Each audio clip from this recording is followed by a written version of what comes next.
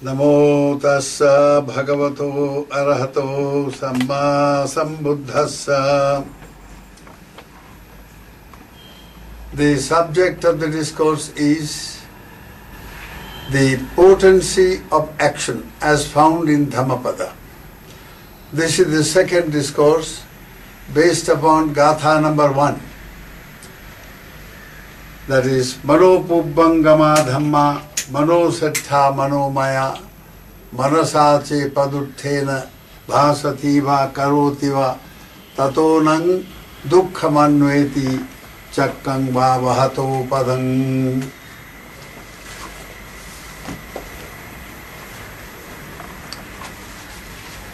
Mind precedes all mental states. Mind is their chief. They are all mind wrought. If with an impure mind a person speaks or acts, suffering follows him like the wheel that follows the foot of the ox. The first Gatha of Dhammapada. This is a very inspiring, it has a very inspiring background indeed. The occasion when the Buddha breathed forth this inspiring Gatha, that ultimately it is our action that creates our destiny. All the sufferings, all the happinesses, whatever we experience in life, these are ultimately conditioned by our actions.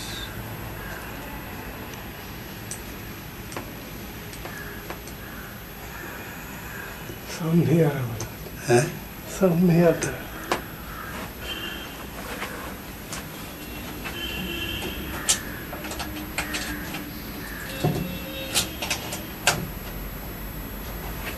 अभी थोड़ा बोल के देखें। हाँ?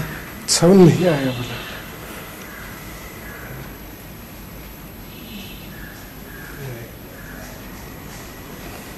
उसको centre कर दीजिए। हाँ जी।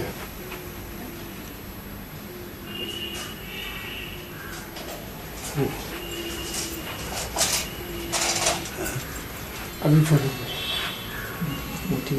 अभी आएगा।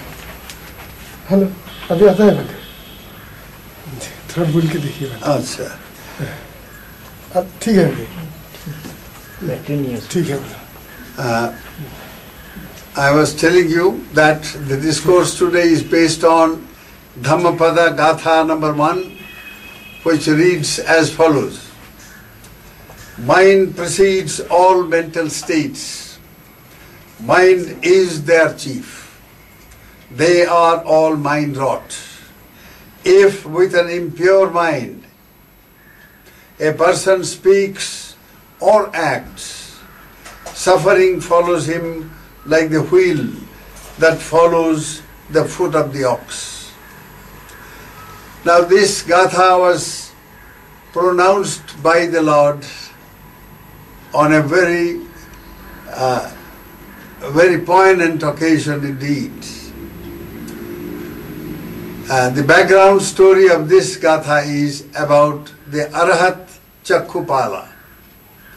It seems the Arahat Chakkupala had become blinded as he was spiritually transformed. Simultaneously with his attainment of enlightenment of an Arahat, he also lost his sights.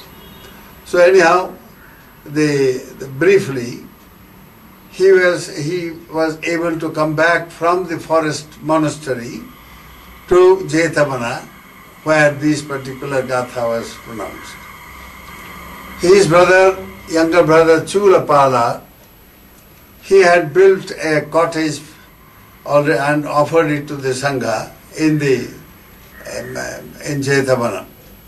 So when the Arahat arrived in a very supernormal manner, and I will explain that as we proceed, So he arrived at the cottage with the help of Indra, the Sakko, the Devanam Indra, the ruler of the divine world of Tavatimsa. It seems he was sitting on his throne made of yellow precious stone, and suddenly the throne became warm, then heated up. So he said, well, how come this is happening? So he found out that something very extraordinary has occurred in the human plane, and that an Arhat was, as he was trying to come on the way to Jetavana, something happened on the way, so he was stranded. So he immediately went and helped out the Arhat. He came back, he arrived at Jetavana, and he also, told his younger brother about his arrival. So that evening, passed off just routinely. Next day, some monks had come from other places, and they were visiting Jetavana, and they visited the kutir of this Arhat, Chakkupala, and they found that when he had spent his whole night, previous night, walking as usual, though he was sightless, and in the process a lot of these small little white ants were killed. So they were shocked. They said, how come this monk, they didn't know who it was, how come this monk walking up and down, is practicing walking meditation in the night, and now so many creatures have been killed while walking and they have not seen. So they went to the Buddha and reported the matter. So the Buddha said, well, the person who walked up and down there is Chakkupala, an Arhat. And it is impossible for an Arhat, an enlightened being, to commit an act of killing.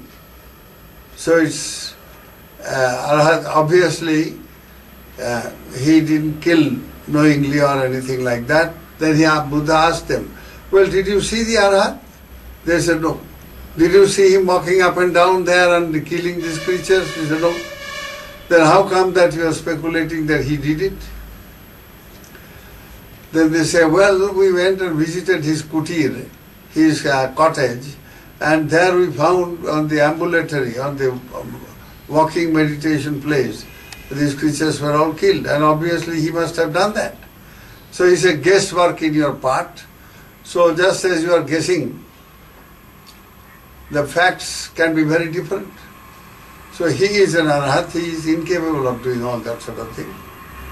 But now, why? Then these monks asked, how come an Arhat, he has become an enlightened one, and he has at the same time become blind?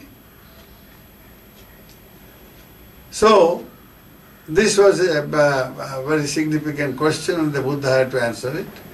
So Buddha said, yes, your question is quite right. Now do you want to hear why he got blinded as he became a Arhat? Then the monks were very, very anxious. He said, yes, Lord, please do reveal. And then the Buddha said, this Arhat, Chakkupala, his story is very extraordinary. He comes from a family, a very, very wealthy family of Savatthi, and he was the head of the family, in fact. He had heard a discourse here one day, and he decided to become a monk. He said, as a lay person with all my involvement as a very, very wealthy man, I have got all kinds of ventures, business ventures and agricultural ventures and all that. No, with all this I cannot really aspire to become an enlightened being as a layman as I am now. So he decided to renounce the worldly life and strive to become an enlightened person, to be free from recurring existence and the suffering that recurring existence of samsara brings. The word samsara itself means recurring existence. To be born again and again, to die again and again, and in between commit all kinds of karmas and again repeat the same story. So he wanted to get out of all that wheel of, existence. So he said, I will become a monk. He told his brother, he handed over the entire responsibility of his business empire.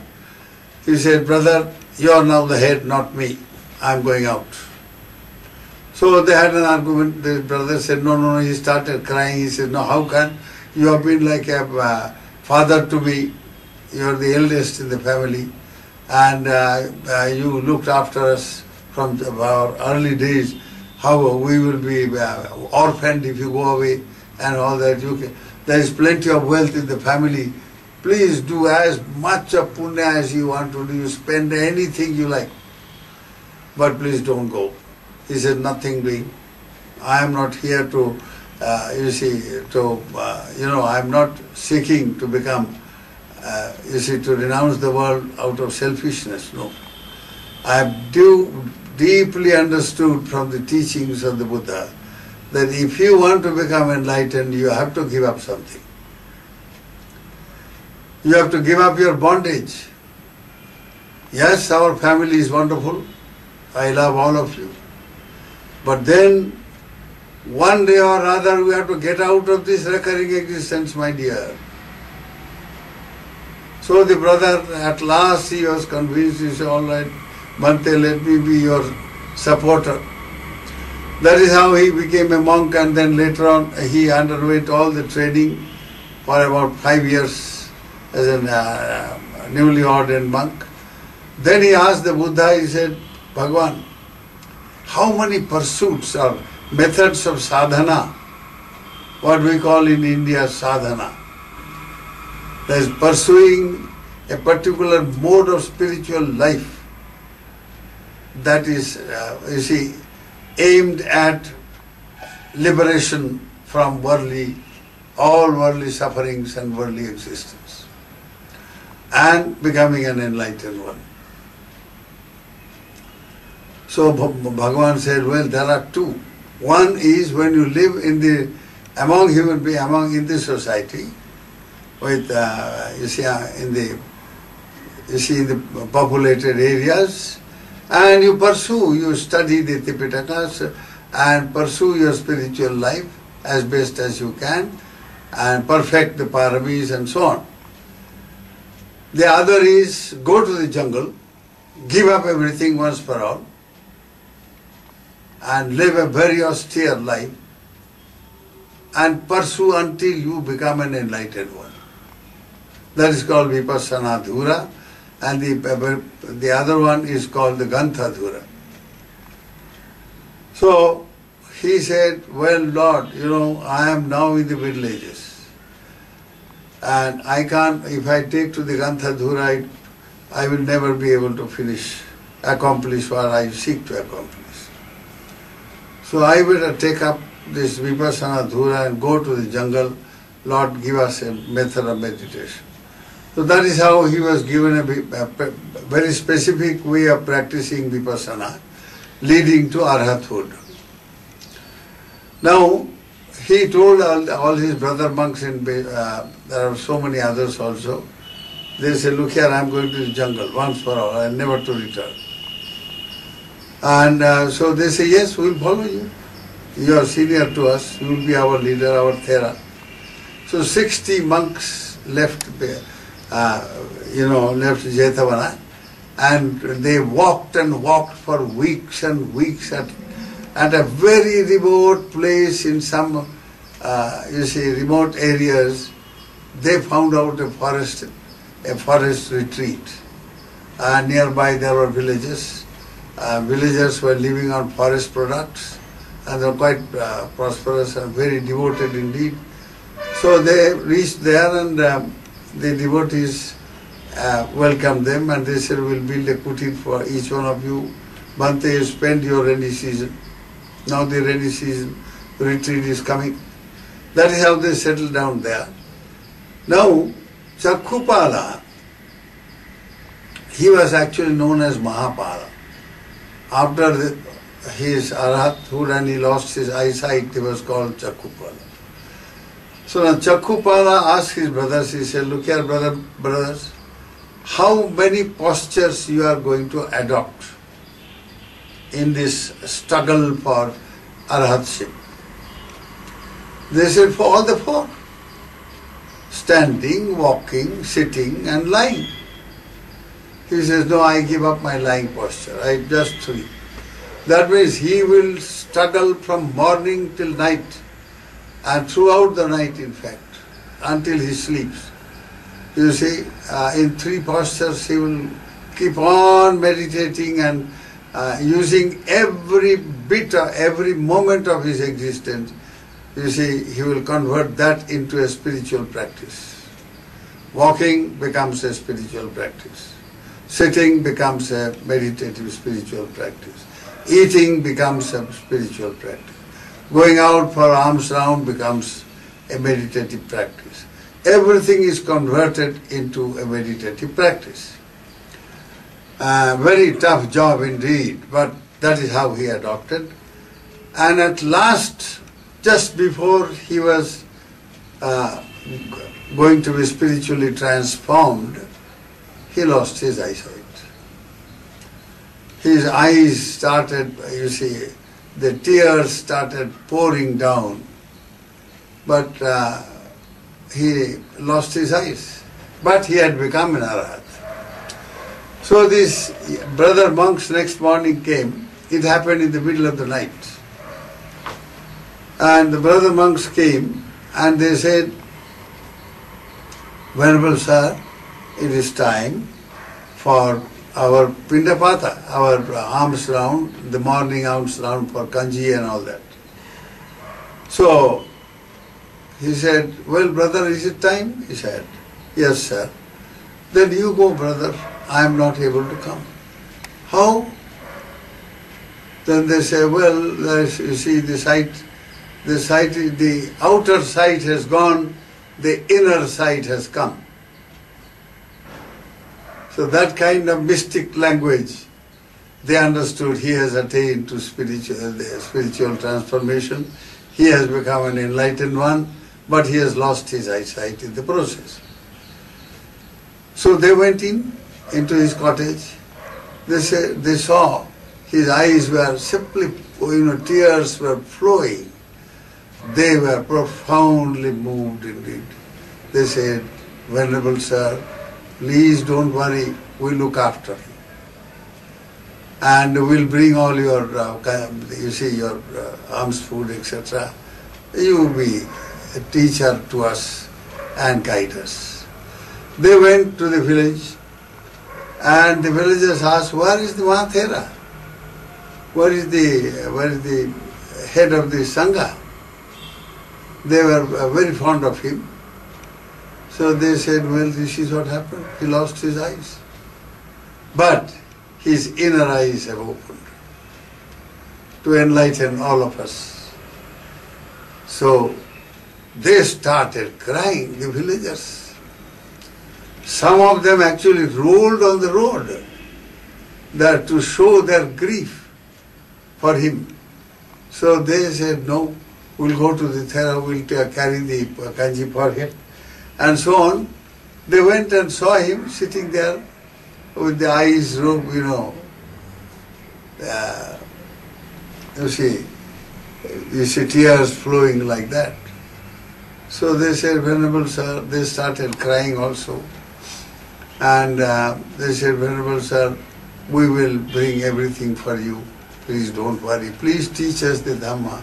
Please help us, to attain liberation from all the suffering of the world. Your suffering, teaches us what samsara is, what recurring existence, this to be born again and again and to die and to be reborn again and again endlessly. Sometimes enjoying a very happy life in a higher plane of existence. So becoming a deva somewhere in a divine realm and enjoying immense blissful existence. But even that comes to an end. Even the existence of a very, very lofty and sublime Brahma God, even in that plane, that has an end, because that has a beginning. Whatever has a beginning must have an end. A wheel, you see, is a metaphor for showing this impermanence of life. It has a beginning and it ends up. And it keeps on rolling on and on. The same. So this birth and death and rebirth cycle, this wheel of life, sometimes happy, sometimes miserable, sometimes you are tempted into all kinds of things. And so the endless. So these people, they became very emotional and they say, we will look after you, Bhante. So that's how, that is the story of Chakupala.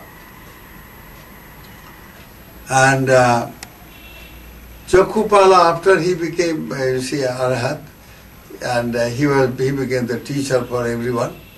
Now within that 3 months of rains retreat, the monks can't go out at all. So while he had become an Arhat, the others had not. So now they became very, very serious and they redoubled their effort.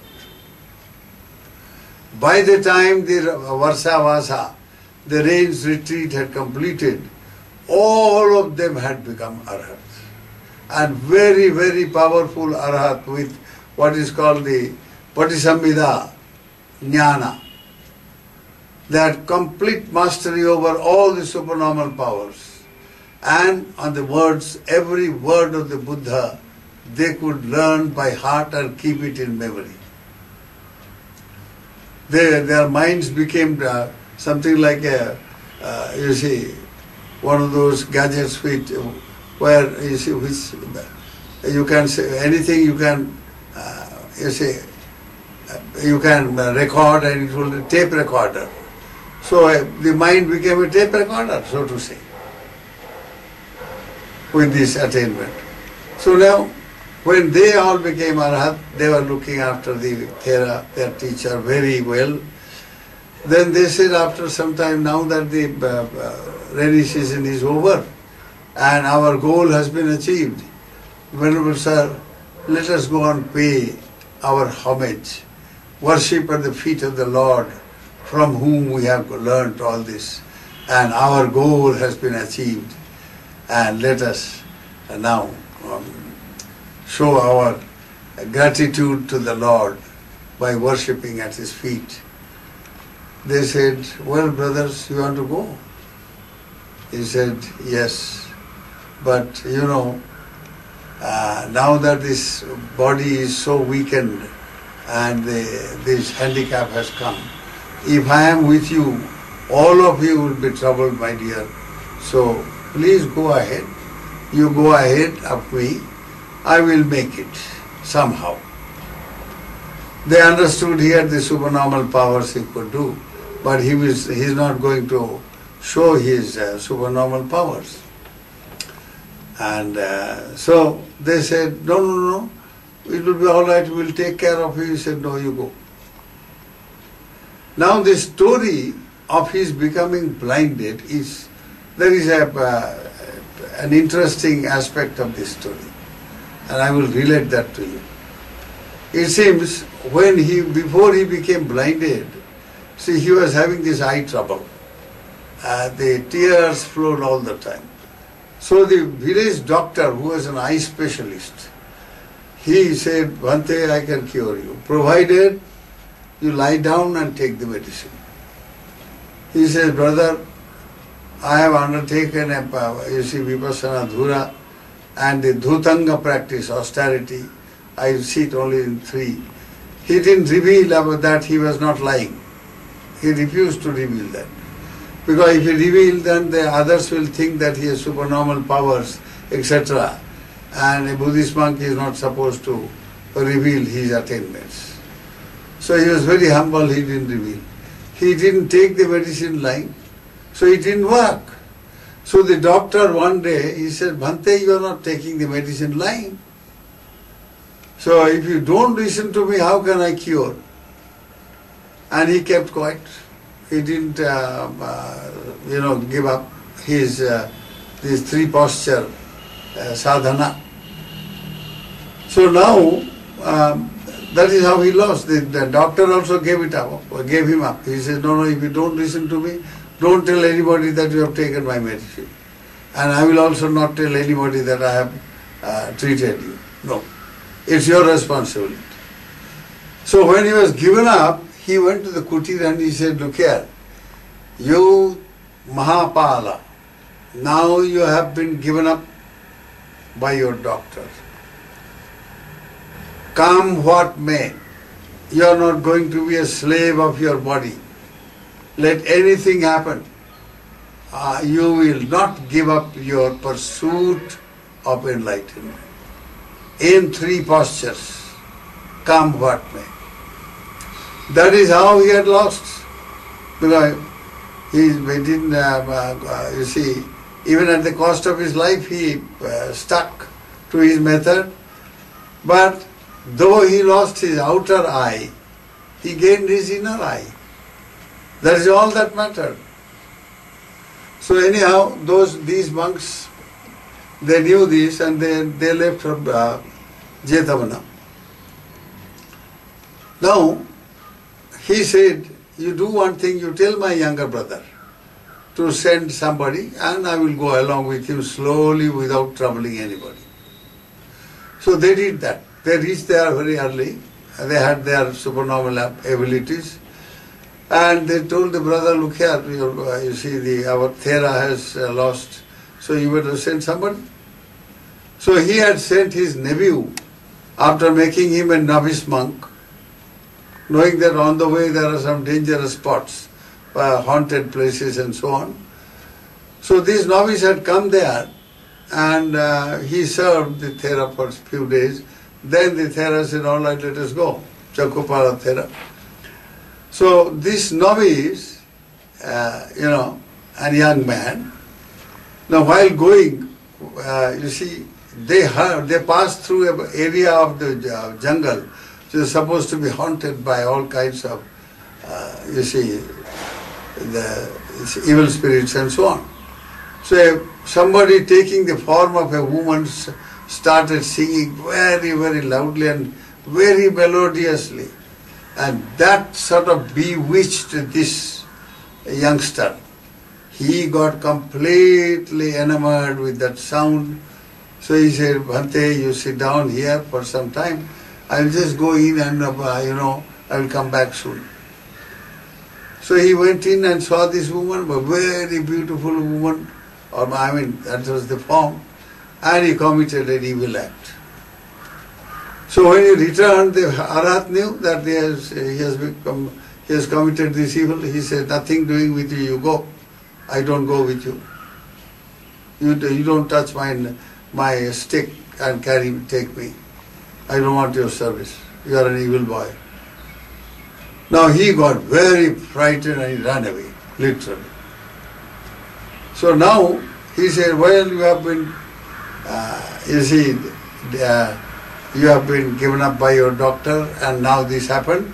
Let it be, death is preferable, but nothing to do with an evil company. So when this young monk, left, now this, I had told you that Devanam Sakko had become aware of his condition. So he came, he appeared before him, he said, he was walking, he made a noise on the road. So he said, who is that? He said, sir, it's a traveler. Where are you going? I'm going to Savatthi, Lord, he said. Well, can I serve you, sir? Sakko said. He took the form of a human being and he said this. Yes, you surely can, if you can help. So that is how he took the stick of the Thera and they started walking. Sakko used his supernormal powers, and this was somewhere in the morning, obviously. In the evening, when they reached Jetavana, around 6 o'clock, let us say, he heard all the noise of, temple noise everywhere, the Chakupala Thera. He said, where are we now? He said, sir, you have reached, it's just in Jetavana. And he took him to his brother's cottage and make him sit there. So he became aware that now he has been brought by Deva. So now he went to his brother and said, look here, your brother, the Thera has appeared, go and serve him. So he made all arrangement. He came and cried, and he made all arrangement to have 2 of his bonded labor freed, youngsters freed, and become, Samanera, that is novice monk, and left him and they served. So because he was used to this walking up and down in the middle of the night, he had done that night. And this incident that I told you. So these people now say, how come then Arhat can have this? He lost his eye. And then you see, they said, you want to hear? We say, yes. Now this is the story of him, the past life action. He was an eye doctor. A woman had approached, who was suffering from some eye ailment, had approached him, and he had a bad intention. He said, yes, I will cure you provided you do something for me. What can you give me? She said, I will be your slave, sir, if you can cure me. We, together with my family, my daughter and son and all that, will be a bonded labor. So he was able to cure her. But then, this woman thought after she was cured, he said, look, if I become a slave and he may ill-treat me and all that, let me pretend that I am still not well. So she wanted to cheat him, and she said, no, I am not well. Now this man got very, very angry, and he said, well, I will take revenge. I will simply destroy your eyes. So he didn't say anything and went to his house, which was close by, and he prepared some kind of a balm. And he came and said, oh, your eyes are not all right, eh? She said, yes, not all right, it's paining and all that. Okay, I can set it right. Put this. So he gave the medicine and made her put the medicine right in front of him. And she had to do that because she also wanted to cheat. So as soon as she put the medicine, she lost her both the eyes completely. So this hateful mind, this vengeful mind that preceded his actions, that he went home, prepared the medicine, came back, spoke to her. So all the verbal and physical actions that followed this vengeful mind, you see, and who destroyed the life of this woman. Now that followed this doctor all his life, and in many lives he has suffered. So at the end, in this particular life, as a Palita, when he was a very rich man indeed, but he had decided to become a monk, and he became a monk, undertook this particular sadhana, very, very severe sadhana indeed, in the jungle, as a forest meditator, and he lost his eye. So he had to pay a price even at this age. But because he was a very, very sincere and earnest, sadhaka, a monk or meditator, though he lost his eyesight, he also gained his inner eye. So the Gatha of the Buddha, after relating this story, he pronounced this Gatha saying, mind precedes all mental states Mind is their chief. They are all mind wrought. If with an impure mind a person speaks or acts, suffering follows him like the wheel that follows the foot of the ox. So now, mind precedes all mental states. Here the word mental state refers to the karma. The heinous karma that he had committed to, to take revenge on that woman who tried to cheat him. So you see, as a doctor, he should not have done that. If he came to know that she is trying to cheat, all right, he could have told her, if you had, no, don't try to cheat. If you can't become a bonded driver, okay, I forgive you. Or you do something else. No need to cheat. So, because of this revenge, now, today's world suffers tremendously from this vengeful mind. All the terrorism that you see in the world, all that is rooted in this vengeful mind. People who can't give up, or who believe that they must take revenge as a right. You see, they forget that life is not just this life. Though they may not believe in the law of karma and rebirth, their religion may forbid them from believing in that, but they have to pay a price. All that one suffers, all that one enjoys in life, all that is called life, that is our destiny itself, is the result of one's actions. Action has tremendous potency. So now the monks asked, well, Venerable Sir, you said that mind precedes our mental state. Now this karma, you see, that he committed, how is that the mind preceded that? He said, yes. He thought first of all to commit this vengeful action, then followed it up with his physical and verbal actions. So mind is supreme there. So mind here means the mental action. So before we commit any physical and verbal action, it is preceded by mental action. If you have, let us say a train, a railway train. Now a railway train consists of the engine as well as maybe 100 bogies. They are all travelling together. They arise, they start together, they end up together, they move together. Yet it is the engine which pulls the bogies.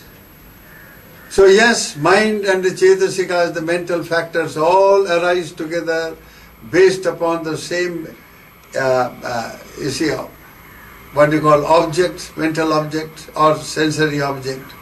Based upon, they arise together based on the same object and on the same, you see, the base and so on. Yet mind precedes that way. It pulls, is the leader. Mind is the leader of all the other mental factors. And when you have a chair, you say wooden chair, you name the chair wooden because it's made out of wood.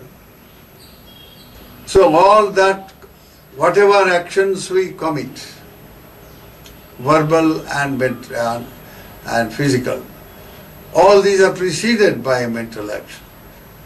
They are mentally produced.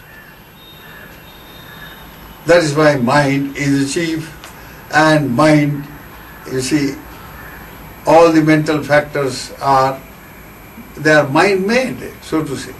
Like the chair mind-made.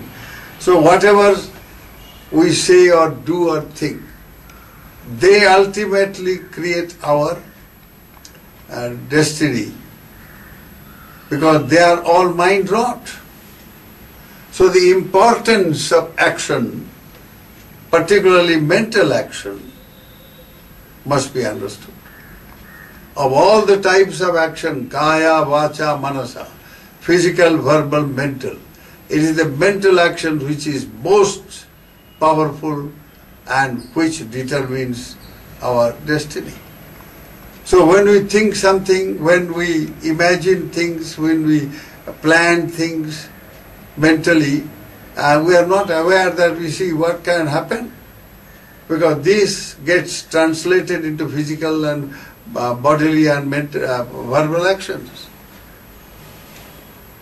So knowing this, a spiritual seeker, particularly a seeker of enlightenment, Bodhi, must be very careful about mind, mental actions. Mind your mind and you are free from everything. To be mind of the mind means to be mindful about the mind.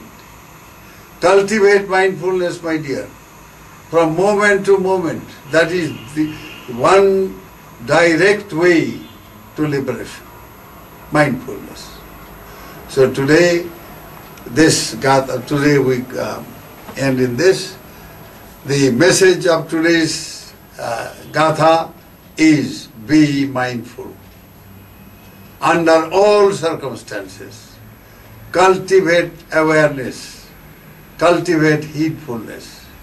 May the grace of Lord Buddha surround your lives with wisdom. May you all be happy and well. Sukhino bhavantu.